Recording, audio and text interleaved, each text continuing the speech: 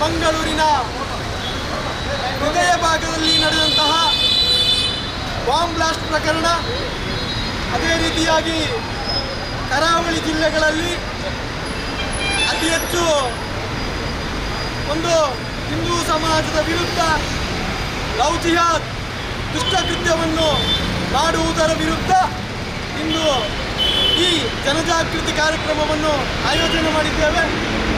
ಈ ಜನಜಾಗೃತಿ ಕಾರ್ಯಕ್ರಮದಲ್ಲಿರುವಂತಹ ಎಲ್ಲ ಸಂಘ ಮತ್ತು ಪರಿವಾರ, ಭಾಜಪ ಇದರ ಎಲ್ಲ ಪ್ರಮುಖರ ಉಪಸ್ಥಿತಿಯನ್ನು ಗೌರವಿಸುತ್ತಾ ನಮ್ಮ ಜೊತೆ ವಿಶ್ವ ಹಿಂದೂ ಪರಿಷತ್ನ ಮಂಗಳೂರು ಜಿಲ್ಲಾ ಅಧ್ಯಕ್ಷರಾಗಿರುವಂತಹ ಗೋಪಾಲ್ ಕುತ್ತಾರ್ ಇದ್ದಾರೆ.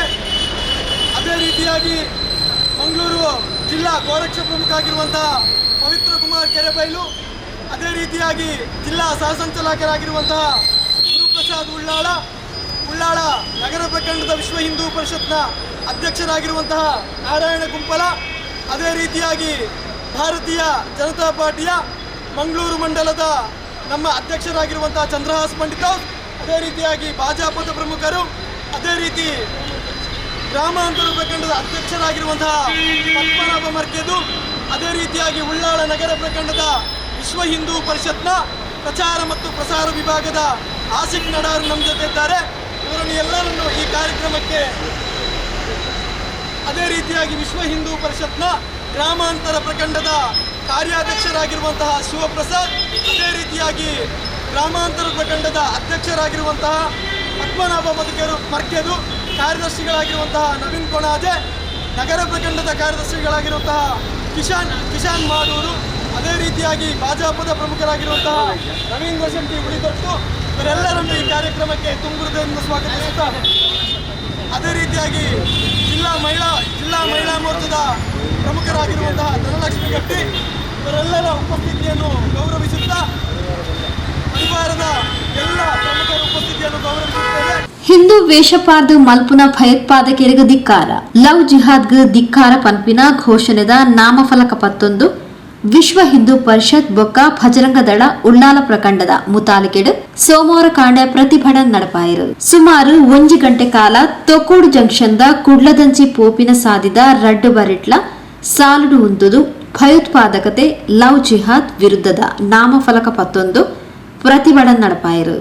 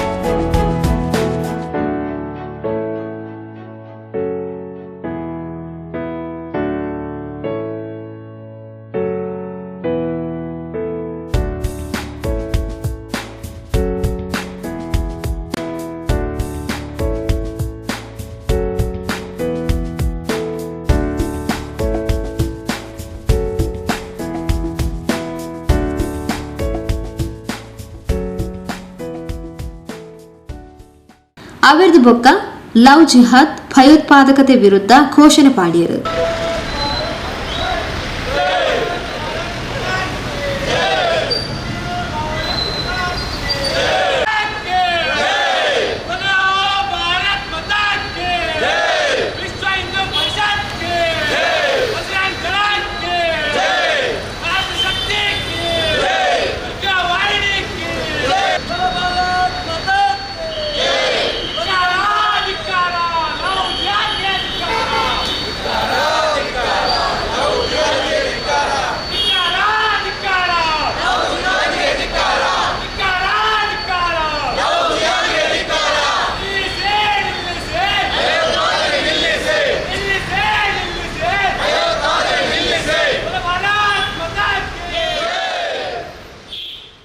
ಹಿಂದೂ ಪೊಣ್ಣುಲೆನು ಪ್ರೀತಿ ಪ್ರೇಮದ ಪುದರಡು ಉಲೈಪಾಡೊಂದು ಕೆರ್ದು 35 ತುಂಡಲಾದ ಔಲವಲು ದಕ್ಕಿನ ಘಟನೆ ಹಿಂದೂ ಪುದರ್ದಿ ಒಂದು ಕುಕ್ಕರ್ ಬಾಂಬ್ ಬ್ಲಾಸ್ಟ್ಗೂ ಹುಣ್ಣಾರ ನಡಪಾಯಿನ ಘಟನೆದ ಬಗೆಟ್ ಮುಸ್ಲಿಂ ಸಮಾಜ ದಾಯ ಮನಿಪಂದೆ ಕುಲುದುಂಡು ದಾಯಿ ಉತ್ತರ ಕೊರೊಂದಿ ಚೇರ್ಪಣದ ವಿಶ್ವ ಹಿಂದೂ ಪರಿಷತ್ ಭಜರಂಗ ದಳದ ಪ್ರಚಾರ ವಿಭಾಗದ ಮುಖ್ಯಸ್ಥರು ಆಶಿಕ್ ಗೋಪಾಲಕೃಷ್ಣ ಮಾಡುವರು ಪ್ರತಿಭಟನದ ಬಾಧ್ಯರ ಪಂಡೇರು.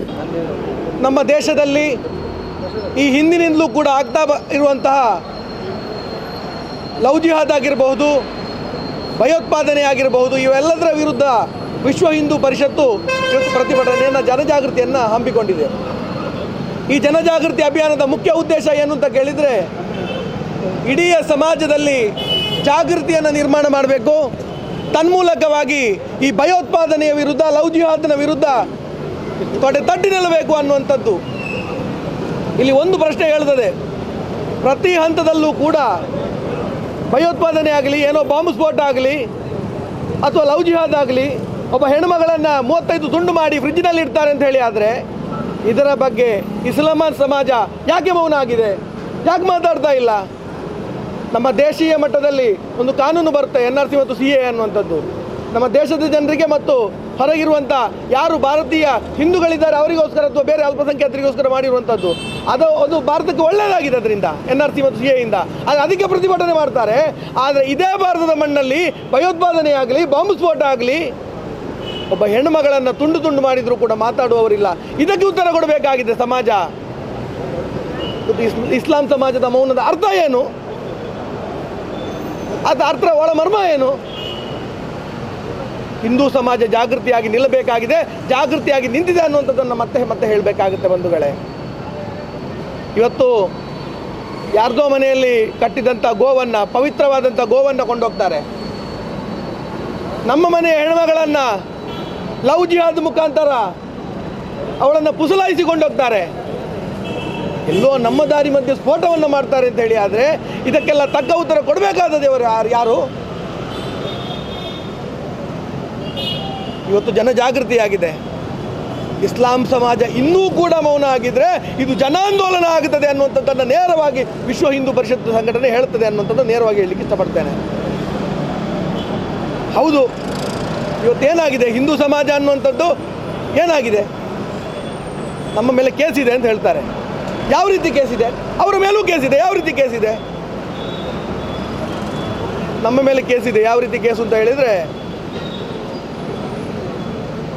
ಯಾರದೋ ಮನೆಯಲ್ಲಿ ಪವಿತ್ರವಾಗಿ ಪೂಜಿಸುವಂಥ ಗೋವನ್ನು ಕದ್ದುಕೊಂಡು ಹೋದ ಕೇಸು ನಮ್ಮ ಮೇಲಿಲ್ಲ. ಅವರ ಮೇಲೆ ಯಾವ ಕೇಸಿದೆ? ಯಾರದೋ ಮನೆಯಲ್ಲಿ ಇದ್ದಂಥ ಗೋವನ್ನು, ಪವಿತ್ರವಾಗಿ ಪೂಜಿಸುವಂಥ ಗೋವನ್ನು ಕದ್ದುಕೊಂಡು ಹೋದಂಥ ಕೇಸು. ಯಾರದ್ದೋ ಮನೆ ಹೆಣ್ಣುಮಗಳನ್ನು ಪುಸಲಾಯಿಸಿ ಲವ್ ಜಿಹಾದ್ಗೆ ಬೀಳಿಸಿ ಕರ್ಕೊಂಡು ಹೋದಂಥ ಕೇಸು ನಮ್ಮ ಮೇಲಿಲ್ಲ. ನಮ್ಮ ಮೇಲಿರುವಂಥ ಕೇಸು ಆ ರೀತಿ ಕೊಂಡು ಹೋದಾಗ, ಅದಕ್ಕೆ ಎದೆ ತಟ್ಟಿ ನಿಂತಾಗ ನಮ್ಮ ಮೇಲೆ ಆದಂಥ ಕೇಸು. ಮತಾಂತರ ಆದಾಗ ಯಾರನ್ನೋ ಮತಾಂತರ ಮಾಡಿಕೊಂಡು ಭಯಪಡಿಸಿಕೊಂಡು ಮತಾಂತರ ಮಾಡುವಂಥದ್ದು ಇದೆಯಲ್ಲ, ಅಂಥ ಕೇಸ್ ನಮ್ಮಲ್ಲಿಲ್ಲ. ನಮ್ಮಲ್ಲಿ ಇರುವಂಥ ಕೇಸುಗಳು ಮತಾಂತರ ಆದಾಗ ಅದರ ವಿರುದ್ಧ ನಿಂತಹ ಕೇಸುಗಳು ನಮ್ಮ ಸಂಘಟನೆ ಮೇಲಿದೆ. ಇದು ನಮಗೂ ಇರುವ ಅವರಿಗಿರುವ ವ್ಯತ್ಯಾಸ. ಆದ್ದರಿಂದಾಗಿ ಇವತ್ತು ಜನಜಾಗೃತಿ ಅನ್ನುವಂಥ ಭಾಳ ದೊಡ್ಡ ಮಟ್ಟದಲ್ಲಿ ಮಾಡುವಂಥ ಪ್ರಯತ್ನ ಇವತ್ತು ಮಂಗಳೂರಿನ 7 ಕಡೆಗಳಲ್ಲಿ ಜನಜಾಗೃತಿಯ ಚಿಂತನೆಗಳು ನಡೀತಾ ಇದೆ, ಜನಜಾಗೃತಿಯ ಅಭಿಯಾನಗಳು ನಡೀತಾ ಇದ್ದಾವೆ. ಆದರೆ ಮುಂದಿನ ದಿನಗಳಲ್ಲಿ ಇನ್ನೂ ಕೂಡ ಮುಸಲ್ಮಾನ ಸಮಾಜ ಮೌನ ಆಗಿದ್ದರೆ ಆಂದೋಲನ ಆಗಿ ಪರಿವರ್ತನೆ ಆಗುತ್ತೆ ಅನ್ನುವಂಥದ್ದನ್ನು ನೇರವಾಗಿ ಹೇಳಲಿಕ್ಕೆ ಇಷ್ಟಪಡ್ತೇನೆ. ಇದು ಎಚ್ಚರಿಕೆ ಕರೆಗಂಟೆ. ಮತ್ತು ಪೊಲೀಸ್ ಇಲಾಖೆಯು ಕೂಡ ಇದರ ಬಗ್ಗೆ ತನಿಖೆಯನ್ನು ಮಾಡಬೇಕು.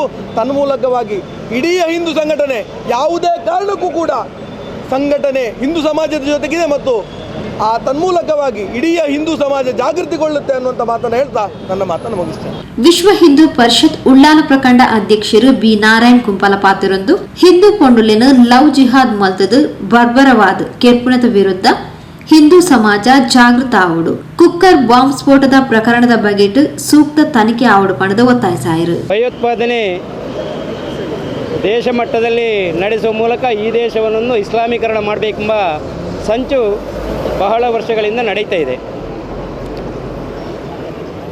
ನಮಗೆಲ್ಲ ಗೊತ್ತಿರಬಹುದು, 2008ರಲ್ಲಿ ಮುಂಬೈ ದಾಳಿ ಆಯಿತು. ಆ ಸಂದರ್ಭದಲ್ಲಿ ಕೂಡ ಭಯೋತ್ಪಾದಕರು ಕೈಯಲ್ಲಿ ರಾಖಿ ಅಂತ ಕೇಸರಿ ದಾರವನ್ನು ಕಟ್ಟಿಕೊಂಡೇ ಮುಂಬೈ ದಾಳಿಗೆ ಪ್ರಯತ್ನ ಮಾಡಿದರು. ಅದರಲ್ಲಿ ಒಬ್ಬ ಕಸಬ್ ಬದುಕಿ ಉಳಿದರಿಂದಾಗಿ ಅವನ ಹಿನ್ನೆಲೆಯನ್ನು ಜಾಲಾಡಿಸಿದಾಗ ಸಂಪೂರ್ಣ ವಿಷಯ ಗೊತ್ತಾಗಿತ್ತು. ಭಯೋತ್ಪಾದನೆಗೆ ಹೊಸ ತಂತ್ರವನ್ನು ಹೂಡಿ ಹಿಂದೂ ಭಯೋತ್ಪಾದನೆ ಎಂಬ ಹಣೆಪಟ್ಟಿಯನ್ನು ಮಾಡಬೇಕೆಂಬ ಉದ್ದೇಶದಿಂದ ಭಯೋತ್ಪಾದಕರು ಈ ರೀತಿ ಮಾಡ್ತಾ ಇದ್ದಾರೆ ಅಂತೇಳಿ.